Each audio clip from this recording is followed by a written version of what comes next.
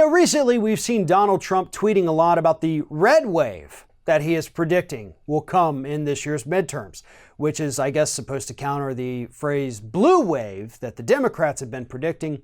And Republicans, too, are talking about, maybe there'll be a red wave, not a blue wave. Yeah, we've got this in the bag. Or at least that's what they're telling us publicly. But apparently behind closed doors in Washington, D.C., members of the House and Senate on the Republican side are freaking out because they're expecting what they're actually calling a midterm massacre.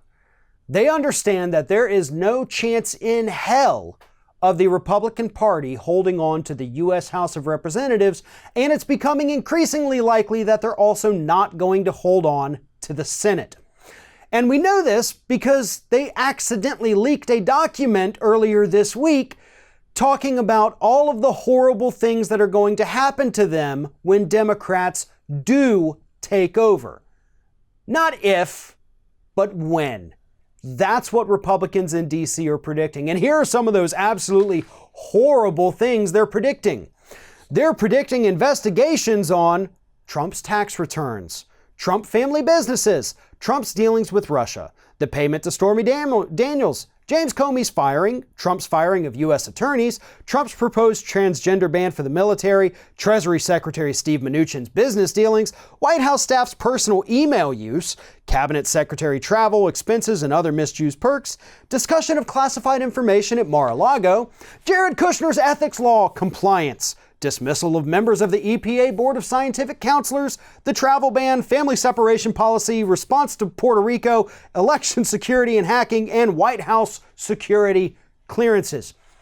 Those are literally just some of the items listed in that leaked Republican document that Axios reported on that they're worried about. The list is longer than that. There are even more things that these Republicans understand are going to happen. And here's the thing. They wouldn't be listing these things if they didn't know there was something there. If they didn't think there was some kind of potentially illegal criminal activity going on in every single thing mentioned on that list.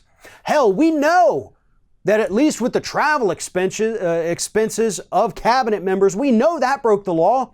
They were allowed $5,000. Some of them spent upwards of $80,000 to $90,000. We know that Steve Mnuchin violated the travel laws by taking that private jet to go watch the eclipse on the top of Fort Knox. We know that there's members of the White House who shouldn't have security clearances yet do because they lied on their clearance forms. That's against the law.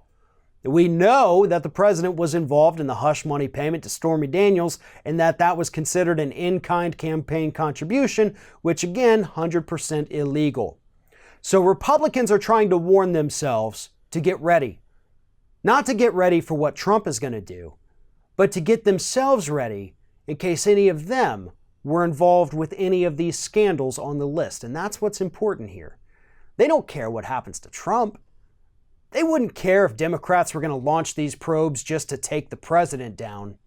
Right now, they're trying to cover their own asses because they know that their hands are not clean in some of these activities.